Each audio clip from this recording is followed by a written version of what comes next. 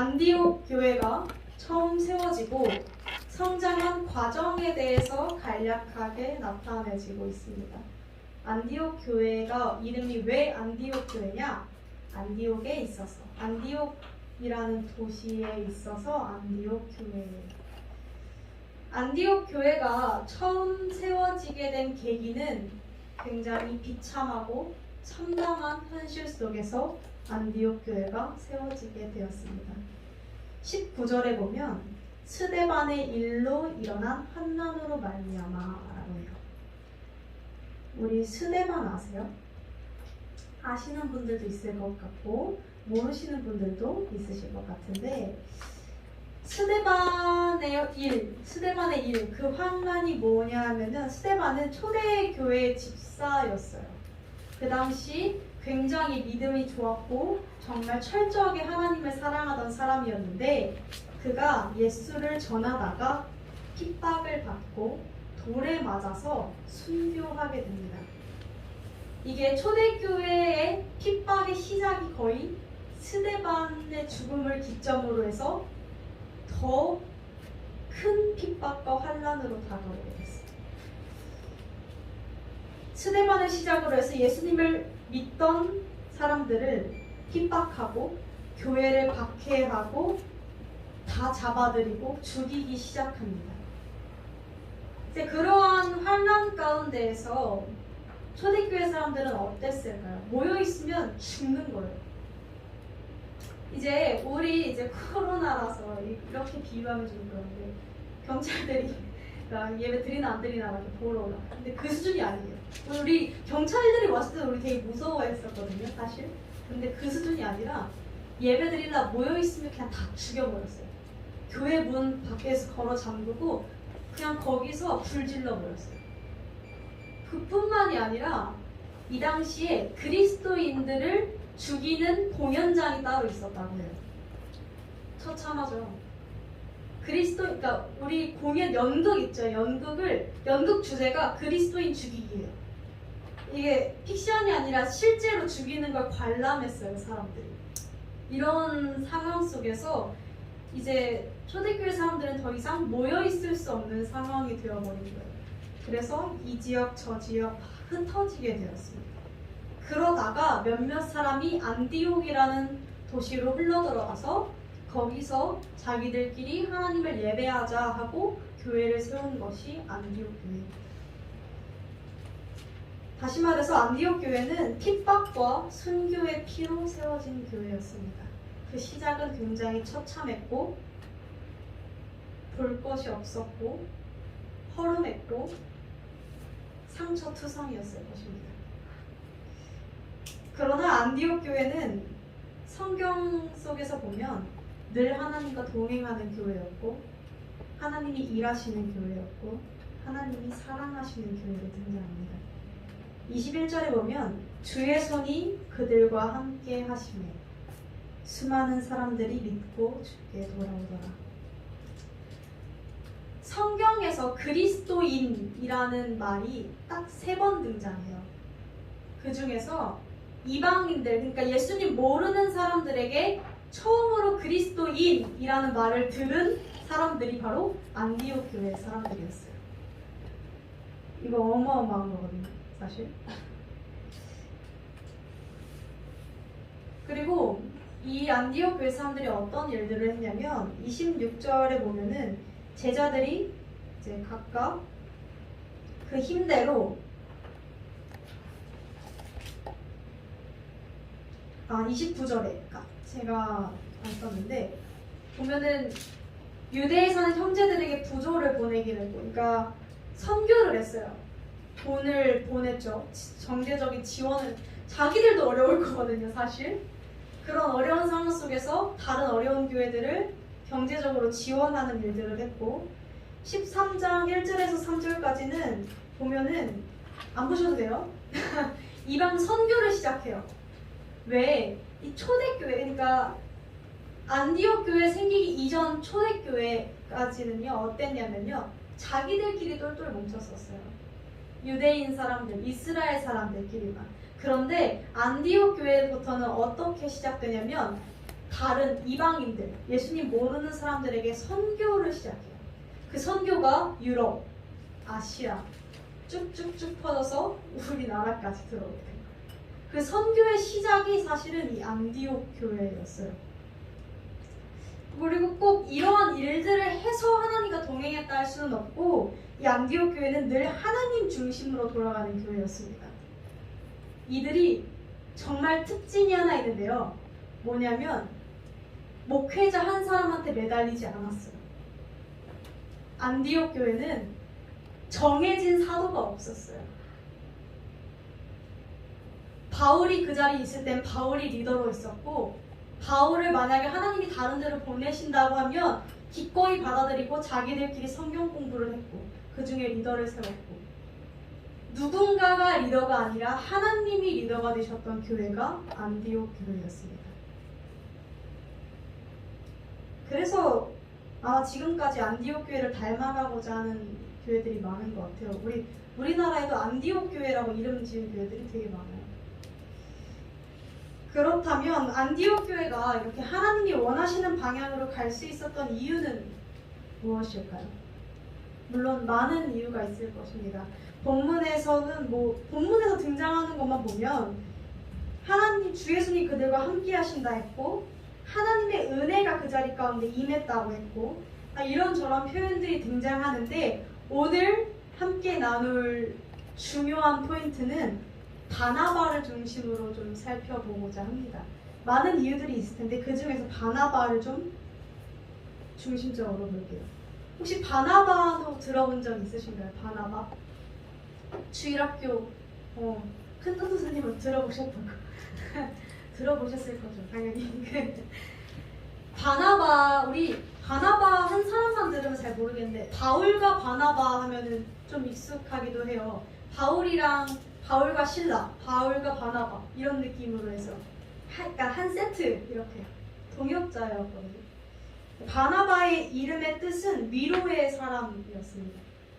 바나바는 원래 예루살렘에 있었던 교회에 있었던 사람이었는데, 안디옥에 교회가 세워졌다는 이야기가 들리고 소문이 들리니까 예루살렘 초대교회에서 이렇게 생각합니다. 저들에게 성경을 가르쳐줄 지도자를 보내야겠다. 말씀을 전해줄 사역자를 보내야겠다라고 해서 바나바를 안디옥으로 보냈습니다. 성경 속에서 바나바는 어떻게 표현되고 있냐면요. 24절에 착한 사람이라고 표현되어 있고, 두 번째로 성령과 믿음이 충만한 사람이라고 되어 있습니다. 그는 실제로 되게 선한 사람이었다고 해요. 도덕적으로, 품성적으로 굉장히 선한 사람이었고, 늘 성령님의 손 안에 거했고 하나님과 동행했던 사람이었다고 합니다. 그랬으니까 보냈겠죠. 아무나 보낼 수는 없잖아요, 그렇죠? 그래서 24절에 계속 하반절을 보면은 큰 무리가 죽게 더하여지더라. 그가 갔을 때 하나님께서 일하신 것도 드러나져 있죠.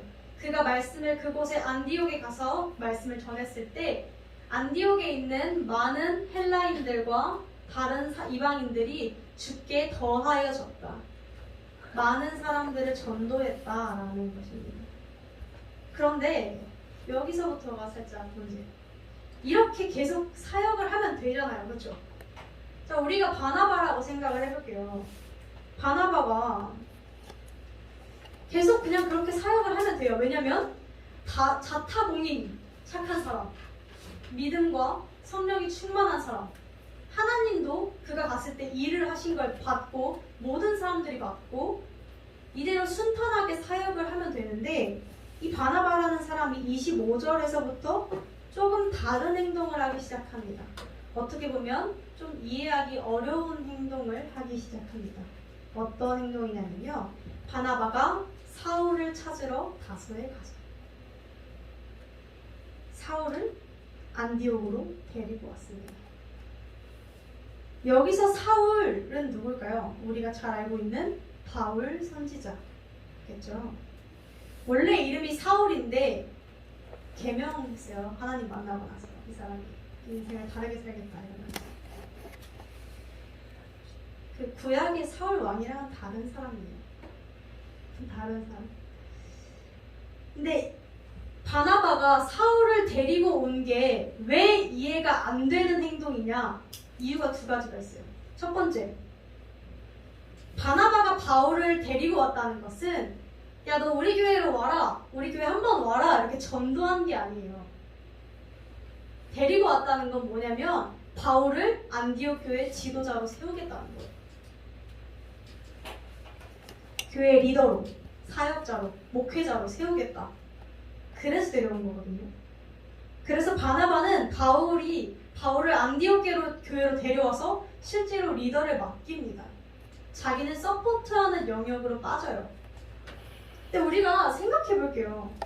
아까도 계속 이야기했듯이 바나바는 모두가 인정하는 착한 사람이었고, 모두가 인정하는 성령 충만, 믿음 충만한 사람이었고, 말씀에도 능통했고, 하나님이 그를 통해 일하신 것도 많았어요. 사람들이 저 사람이라면 믿을만해 라고 해서 보낸 사람이 바나바예요. 자, 제가 바나바라고 생각을 해볼게요. 모든 사람들이 날 인정해줘요. 하나님도 날 인정하시는 것 같아요. 나도 내 사역이 지금 순탄하게 굴러가고 있는 것 같아요. 그러면 굳이 다른 사람을 맡길 필요가 있어요? 다른 사람에게? 없어요. 내가 하면 되죠. 내가 잘하고 있는데 왜? 이 자리를 왜 굳이 다른 사람한테 줘요? 그쵸? 그렇지 않아요? 왜냐면 만약에 내가 사역을 맡고 나서 교회가 망하는 길로 가고 있다면 당연히 난 진짜 아닌가 보다 라고 하면서 하겠지만, 잘 하고 있는데 갑자기 바울을 데리고 와서 그 자리에 앉힌 거잖아요.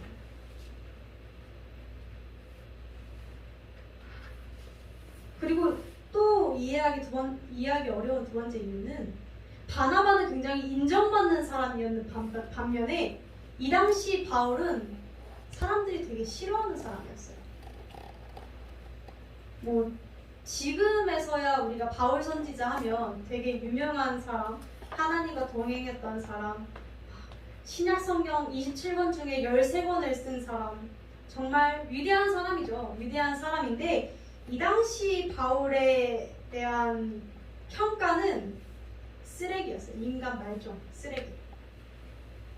왜 그랬냐면요, 바울이 부활의 예수님을 만나고 변화한 나이가 대략 30살쯤 정도 돼요.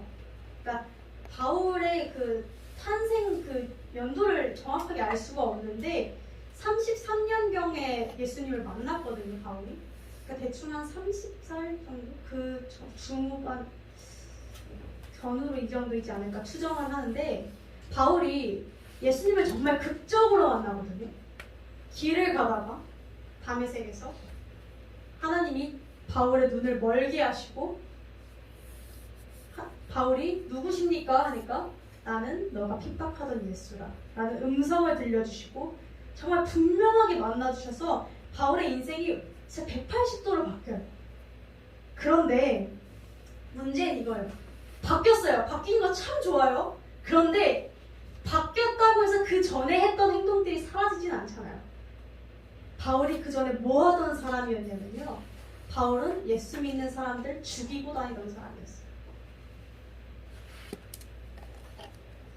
그래서 실제로 아까 스데반의 환란으로 인해서 안디옥 교회가 세워졌다 했잖아요.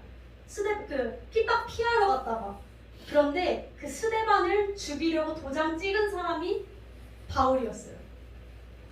그래서 사도행전 7장 60절에 보면 이렇게 등장해요. 사울은 그가 죽임을 당한 것을 당연하게 여겼다 라고 하고, 8장 3절에는 사울이 교회를 장멸했다, 다 쓸어버렸다, 이런 일을 하던 사람이었어요, 바울이. 남녀를 끌어다가 옥에 넘기고. 제가 이 고민을 되게 자주 하는 편인데 이 고민을 같이 해봤으면 좋겠어요. 자, 우리는 이제 바울이 이런 사람이었다가 예수님을 극적으로 만나고 변화했어요. 이런 스토리를 봤을 때 우리 굉장히 하나님 정말 살아계신가 보다, 이런 사람이 이렇게까지 변하는구나 라면서 그런 반응을 보이겠죠. 왜 그런 반응을 보이죠? 우리는 바울에게 당한 피해가 없으니까. 너무 2000년 전 이후니까. 그런데 그 당시 사람들은 어땠을까요? 이렇게 생각해 보시면 돼요. 내 자녀가 또는 내 부모님이 스데반이에요. 자, 예를 들어 내 아빠가 스데반인데 바울이 죽였어요. 그리고 나서 예수 믿는다는 이유로 죽였어요. 그리고 우리 교회 사람들을 다 해집어놓고 죽이고 감옥에 가두고 난리가 났어요. 근데 그러고 나서 몇 년 뒤에 갑자기 바울이 나타나서 나 예수님 만났어 얘들아 라고 하고 다녀요. 그러면 이 사람들 입장에서는 어때요? 기가 차죠. 죽여버리고 싶지 않아요? 그랬을 것 같아요.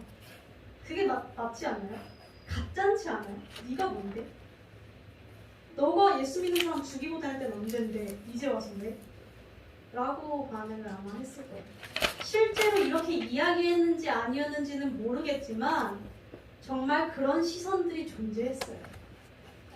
그래서 바울이 예수님을 만나고 10년 동안 활동을 못합니다. 10년 동안 사역을 못해요. 하긴 하는 되게 조용하게 해요. 이름도 못 내고 자기가 해왔던 행동들이 있어서. 그래서 제가 이 고민을 굉장히 자주 하는 이유가 저도 어쨌거나 예수님을 만났다고 이야기를 하는 사람인데 저도 그 전에 누군가에게 상처를 분명히 줬을 거고 만나고 나서도 상처를 줬을 텐데 이 부분에 대해서 늘 고민이었어요. 사실 답을 아시는 분 있으면 저에게 나누는 줄 알았어요. 이런 고민 안 해보세요. 저는 맨날 해보시요. 그래서 이 사람들이 이제 바울을 인정하지 않았어요. 사역자로 너는 사역자들 그런 자격이 없어. 너가 죽이고 다닌 사람들을 어떻게 다스리겠니?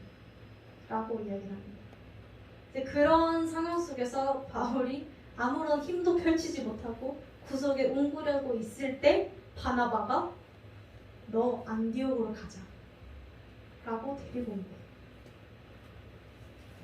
그러니까 이해가 되지 않는 결정이죠. 사실 안디옥 교회 사람들이 제일 많이 피해를 바울에게 본 사람들이니까요. 그런데 바나바가 이렇게 이해되지 않는 결정을 했던 그 이유는 오직 한 가지였어요. 뭐냐면 바나바는 하나님을 인생의 주연으로 삼고 자신을 인생의 조연으로 삼는 신앙을 가졌기 때문입니다. 다시 말해서 하나님이 주인공이시고 하나님이 왕이시며 하나님이 주인이시며 자기는 그저 하나님을 따르는 자라는 것을 알고 있었어요. 그랬기에 자기가 안디옥 교회의 주인공이 되지 않아도 됐어요. 안디옥 교회에 자기가 리더가 되지 않아도 됐어요. 드러나는 자리에 서지 않아도 됐어요. 모두가 인정하는 자리에서 내려오게 된다 할지라도 하나님이 이끄실 거기 때문에 아무런 상관이 없다고 생각했어요. 오히려 다른 사람들을 세워줬고 모두가 외면하는 사람마저도 세워주는 사람이 되었어요. 근데 우리가 생각해보면 우리는 어떻습니까? 우리는 일단 저부터가 저는 어쨌거나 이제 사역을 하는 입장으로서 섰을 때 저는 그 전에 한참 동안 이게 있었어요. 내가 아니면 안 돼 라는 게 있었어요. 이게 저한테 자랑거리가 아니었고 부담거리였어요. 압박감이었어요. 나 아니면 할 사람이 없네. 미치겠다. 나 아무것도 못하겠네. 라는 압박감이 있었거든요. 그런데 하나님이 알게 하신 건 제가 아니어도 돼요. 제가 만약에 이 교회를 나가잖아요. 하나님은 분명 다른 사역자 보내세요. 그냥 저를 세워주신 거에 그냥 감사하고 있을 뿐이에요. 매주 한 번씩 전화벨이 울리는 것 같아요. 우리 예배 전에는 전화벨 좀 꺼주세요. 깜짝이야. 어디까지 얘기했죠? 어쨌든 우리는 그런 착각을 할 때가 있어요. 내가 아니면 안 돼. 내가 아니면 안 돼. 라는 생각.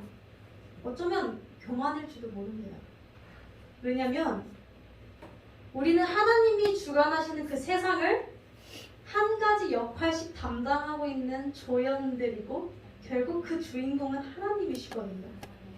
결국 하나님 마음대로 끼워 맞추시고 필요하시면 쓰시고 아니면 잠깐 두시고 그게 하나님이신데 우리가 내 인생 중심대로 돌아간다라고 생각을 해버리면 나 아니면 안 돼. 때론 그게 압박감으로 또 때론 그게 자랑거리로 교만거리로 다른 사람에게 인정받고자 하는 욕구로 나타나게 됩니다. 이게 그래서 굉장히 중요해요. 나 중심적으로 신앙생활하는 것과 하나님 중심적으로 신앙생활하는 것. 그래서 많은 성도님들이 이제 정말 안타까운 경우가 하나님을 만나신 분들, 그러니까 정말 성경을 해석하는 그런 것들 좀 특별하게 받으신 분들 중에서 신학생들 중에서 되게 많아요. 저도 그랬었고 나는 특별해. 라는 마음. 그 신앙이 한번 자리 잡히면 교회에서 섞일 수 없어요. 왜냐면 왠 줄 아세요? 나는 특별하잖아요. 나 중심적으로 세상이 돌아가야 되는데 교회는 그런 공간이 아니거든요. 교회는 하나님이 각자에게 주신 특별한 것들이 있어요. 그것들을 하나님께서 교회는 한 몸이라고 하셨고 예를 들어서 그냥 우리 성도님 하면 여기는 엄지손가락은 보라 집사님, 엄지손가락은 소라 집사님 이런 느낌이겠죠. 사실 그런 느낌인데 엄지손가락이 갑자기 보라 집사님 하는 이야기는 아니지만 엄지손가락이 갑자기 내가 주인공이야 라고 하면서 지 멋대로 이렇게 하려고 하면 이 몸이 얼마나 당황스럽겠어요. 그쵸? 이 몸이 머리가 움직여야 되는데 엄지손가락이 지 멋대로 막 이렇게 움직이면 웃기잖아요. 그러니까 이런 몸에 이런 지체들이 자기가 주인공이라고 하는 순간 그러니까 그 자기의 편협한 시각에 사로잡혀서 나는 특별해 라는 생각에 사로잡히는 순간 교회는 무너지게 돼 있습니다. 왜냐면 교회는 그런 공간이 아니기 때문에. 그건 사역자인 저도 마찬가지예요. 사역자라고 해서 내 마음대로 저는 엄지발가락에 친다면 엄지발가락에 지 멋대로 내가 사역할 거야 라고 한다면 이 교회는 망할 거예요. 단언컨대. 정말 그렇겠죠. 마음이 아프네요. 그런데 사실 우리는 정말 안타까운 사실은 우리는 하나님을 믿고 따른다고 하면서도 하나님을 주연으로 삼지는 않습니다. 하나님을 주인공, 왕, 내 주인으로 삼지는 않아요. 하나님이랑 거리두기를 하는 건지 그러니까 하나님을 믿어요. 기도해요. 예배 드려요. 이 정도까지는 내가 하나님이랑 할 수 있는 정도의 선인데 하나님이 내 감정과 내 생각과 내 가치관을 컨트롤하신다고 하면 그때부터 싫어져요. 싫다고 말은 안 하는데 그렇게 안 살라고 해요. 나 중심대로 살려. 내 감정대로 살려. 내 기분대로 살려. 내 가치관대로 살려. 내 경험대로 살려. 그래서 이게 어떻게 드러나냐면 내가 주인공인 삶을 살아요. 근데 이 내가 주인공인 삶이 말은 굉장히 좋아 보이는 것 같아요. 너의 인생을 살아라 이런 이야기들 있잖아요. 정말 멋있어 보이는 말이죠. 다른 사람에게 흔들리지 않고 내 자신의 그런 자아 정체성을 가져서 내 의지대로 살아가는 삶. 그러나 이 삶이 얼마나 견고할 것 같아요. 아마 우리 스스로도 우리가 연약하다는 걸 느끼고 있을 거예요. 그렇죠? 우리는 그렇게 강하지 않아요. 조금만 오면 우리는 픽하고 쓰러지는 게 우리의 그런 연약함인데, 내 의지로 사는 것보다, 이건 제안이에요. 제안이고 제안하는 건데, 연약한 내 의지로 사는 것보다 흔들림 없는 편안한 침대 같은 예수님 의지로 사는 게 편하지 않을까요? 근데 이걸 모르는 사람들이 내 의지대로 내 자아의 정체성을 가지고 내 주관대로 살면 인생이 뭔가 있을 거라고 생각해요. 다 헛된 희망이죠, 사실은. 그래서 이런 것들이 이루어지게 되면 교회 내에서는 어떤 일들이 벌어지냐면, 고린도전서 6장 7절 보기 전에 무시받는 걸 견디지 못해요. 6장 7절을 한 번만 보여주세요. 그런데 이렇게 말씀하세요. 너희가 피차 송사함으로 차라리 불의를 당하는 것이 낫지 아니하며 차라리 속는 것이 낫지 아니하냐 라고 이야기를 하거든요. 바울이 한 얘기인데, 바울은 알고 있는 거예요.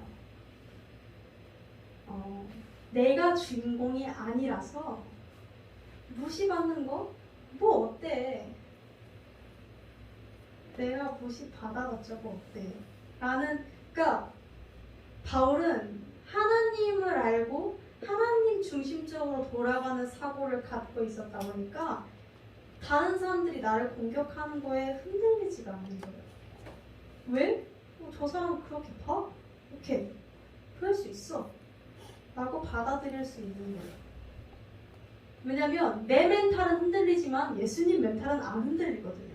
그 예수님 멘탈을 소유하니까 흔들려요? 안 흔들려. 차라리 그냥 내가 불이 당하고 말지. 뭐 저 사람 예수 몰라서 그러는 건데 속는 게 낫지 라는, 정말 우리로선 상상할 수 없는 강한 멘탈을 가지게 된 거죠. 사실 우리는 기본적으로 이제 내 상황을 해석하고 내 입장에서 받아들이는 사고를 갖죠. 그러니까 우리가 남의 입장을 먼저 생각하는 사람이 있다 할지라도 내 입장을 먼저 생각하지 않나요? 그쵸? 저만 그런 거 아니죠? 아무리 남을 배려하는 사람이라도 결국은 나를 위해 살죠. 그런데 그리스도인들은 이게 죽어져야 됩니다. 이게 죽어지지 않은 채로 신앙이 쌓이게 되면 어떻게 되냐면요, 이기적인 신앙이 됩니다. 나는 옳고 넌 틀려.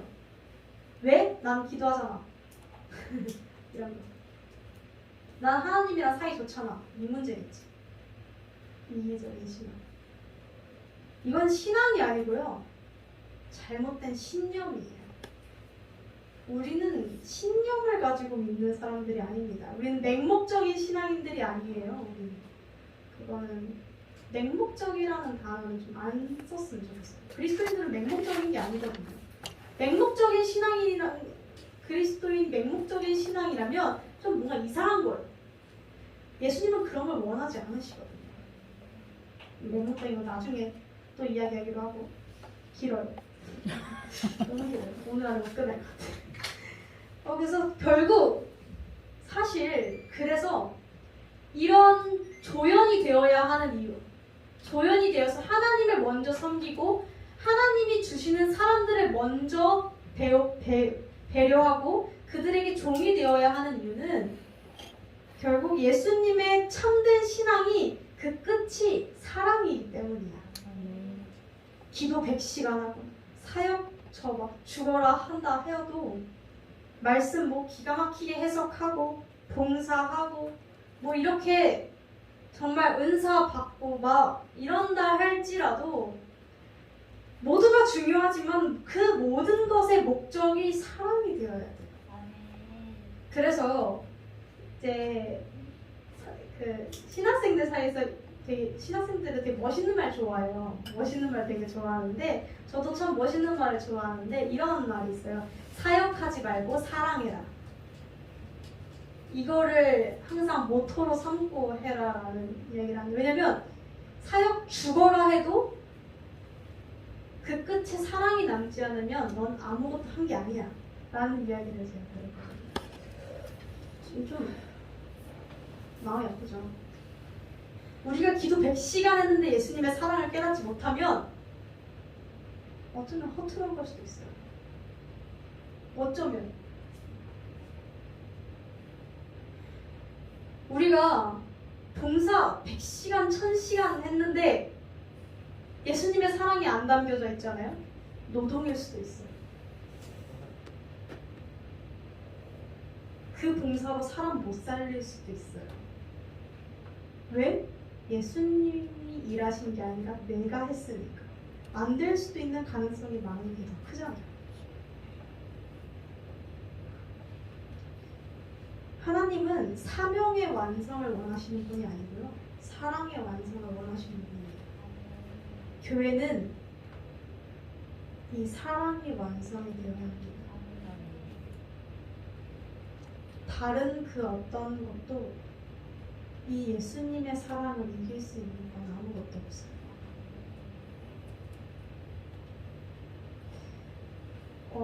바나바가 하나님 중심된 사역, 하나님을 중심으로 한 인생을 살았다는 증거는 성경 곳곳에 등장하는데 먼저 사도행전 4장 36절에서 37절에 보면 이렇게 등장해요. 그가 밭이 있음에 팔아서 값을 가지고 사도들의 발 앞에 두니라. 우리 이거 한두 달 전쯤에 제가 설교 한번 했어요. 다행이네요. 끄덕끄덕 해주셔서 참 다행인데 그때 마지막에 이야기 나눴던 게 그거죠. 하나님의 머리 위에 사람을 내 앞에 물질을 내 발 밑에.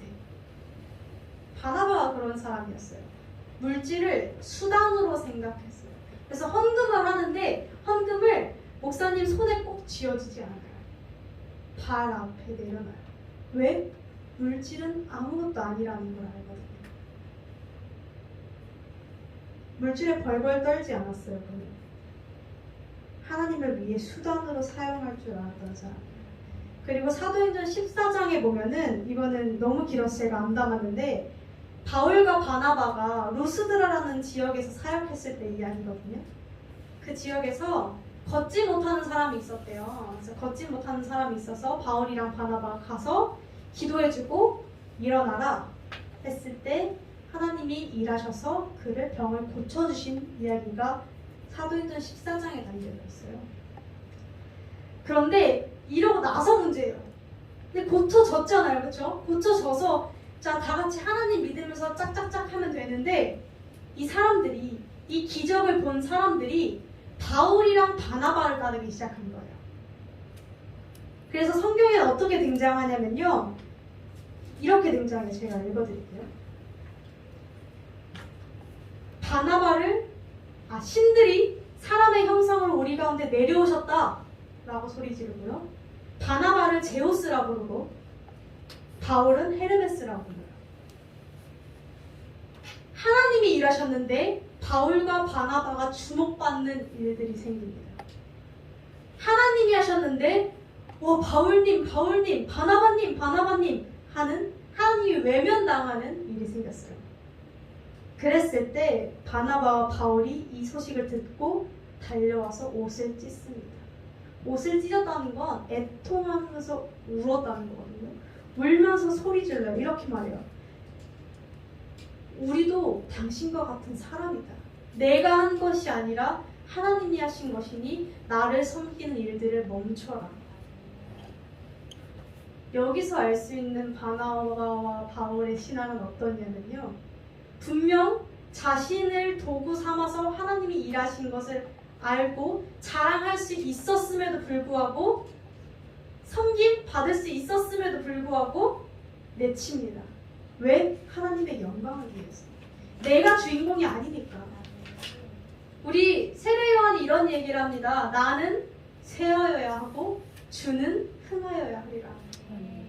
우린 이런 신앙을 가져야 합니다. 네. 사실 이 본문을 묵상하고 묵상하면서 정말 제 본문이라는 걸 알았어요. 이만큼 시험 많이 받을 수 있는 자리가 없겠다라는 생각이 들더라고요. 제가 그래서 설교 끝나면 가끔 이런 얘기를 해요. 칭찬하지 마세요. 한 번씩 들어보셨을 거예요. 조금 칭찬해 주시는 분들 있으면 하지 마세요. 제발 하지 마세요. 다음 주 설교가 망가집니다. 왜냐면 사람인지라 칭찬을 들으면 교만해지더라고요. 그래서 다음 주에 느슨해져요. 그러면 망해요. 그러니까 이거는 짧은 이야기지만 이런 것들을 떠나서 우리가 하나님이 분명 우리를 통해 일하시는 일들이 많아요. 저뿐만 아니라 많이 보여주셨을 거예요. 그런데 하나님이 주인공인 걸 까먹고 살아가면 다 내가 한 일이 되어버려요. 그래서 인정받고 싶어져요. 이건 제가 철저하게 느껴서 정말 단언할 수 있는 건데 이 유혹에 흔들리지 않을 사람은 아무도 없어요. 바나바와 바울은 모든 영광을 정말 하나님이 받으시기를 원했어요. 제가 혹시 김보규 씨 아세요? 김보규 씨? 모르세요? 김보규? 아시는 분들 좀 있는데 CCM 싱어송라이터 하시는 분인데 약간 되게 멋있었던 이유가 찬양을 앞에서 공연에서 찬양을 하는데 스토리텔링이 있어요. 성경 이야기를 하다가 찬양하고 하다가 약간 연극 보는 느낌이에요. 그래서 근데 어쨌든 그분이 이제 저희 학교에 와가지고 이제 공연을 봤는데 막 이런 이야기를 하더라고요. 사람들이 김보규가 조금 신학생들 사이에서 유명할 거 아니에요, 그렇죠? 유명하니까 막 난리가 난 거예요. 김보규 씨 난리가 나니까 갑자기 안 들어오고 가만히 이렇게 되게 마르셨거든요. 되게 저처럼 말랐는데 가만히 이렇게 가만히 서 있고 들어오질 않는 거예요. 그래서 뭐 하나 저기서 이러고 있었는데 다 조용해질 때까지 기다리더니 김보규 부르지 말고 예수님 불러주세요. 이렇게 얘기를 하는 거예요. 제가 여기 와서 제가 영광을 받으면 저는 신랑 신부들을 신랑이 제 친구 예수님인데 예수님 신부들을 빼앗는 격이 됩니다. 그러니까 친구 와이프를 뺏는 격이 됩니다. 그러니까 저에게 영광을 돌리지 마시고 예수님께 영광을 돌리세요라고 이야기를 하더라고요. 저거 보고 그거 뭐지 진짜다 저 사람은 와 저 사람 진짜다 라고 생각을 했었어요. 근데 물론 이런 것들이 있지만 우리도 좀 돌아봤으면 좋겠어요. 우리 신앙 속에서 내가 주목받기를 원하는지 예수님이 주목받기를 원하는지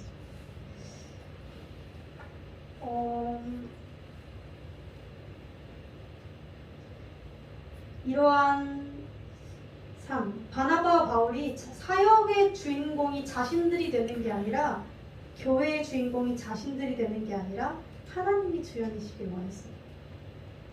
그리고 이러한 삶이 결국 하나님의 중심되는 삶, 하나님을 주연에 두고 내가 조연으로 빠지며 살아가는 삶인데 지금까지의 설교를 들으면 이러실 수도 있어요. 나는 사역자가 아닌데 나는 이건 사실 사역자들이 그럴 거 아닌가? 라는 생각들을 하실 수 있는데 그것은 사실 물론 교회에서도 이게 포함이 되지만 성경 속에서 분명하게 이야기하고 있는 사실은 이거예요. 하나님의 자녀, 성도 한 사람 한 사람이 다 하나의 교회라고. 그러니까 우리의 인생을 두고 하신 말씀인 줄로 믿습니다. 사랑하는 성도 여러분, 교회 내에서는 서로가 가지고 있는 최고의 재능과 달란트를 발휘할 수 있도록 상대방을 인정하고 세워주는 것이 교회의 기본적인 자세입니다. 바나바가 그렇게 할 수 있었던 이유. 누가 봐도 바울이 나보다 부족한 사람인데 누가 봐도 안디옥 교회 사람들은 바울보다 나를 더 좋아할 텐데 알겠죠? 뻔히. 그럼에도 다른 사람을 세워줄 수 있었던 이유, 바울을 편견 가진 시선으로 보지 않을 수 있었던 이유, 하나님을 중심으로 살아서. 아멘. 그런 주님의 몸된 교회를 만들어 나가기를 원합니다. 나와 다른 이들은 다르게 받아들였으면 좋겠어요. 틀리게가 아니라. 왜냐면 예수님 보실 땐 다 거기서 거기거든요. 그럴 때 정말 주님을 중심적으로 살아갈 때 안디옥 교회에서 일어났던 놀라운 일들이 우리 안에도 펼쳐질 줄을 믿습니다. 아멘. 안디옥 교회는 역사상 처음으로 그리스도인이라는 호칭이 붙은 정말 그 영광을 가진 성도들입니다. 우리 베데스다 교회가 그리스도인들이 존재하는 교회가 되기를 원합니다. 신앙인 말고요, 그냥 교회에 오는 사람 말고 그리스도인, 예수님의 마음을 품은 자들의 모임이 되기를 원합니다. 아멘.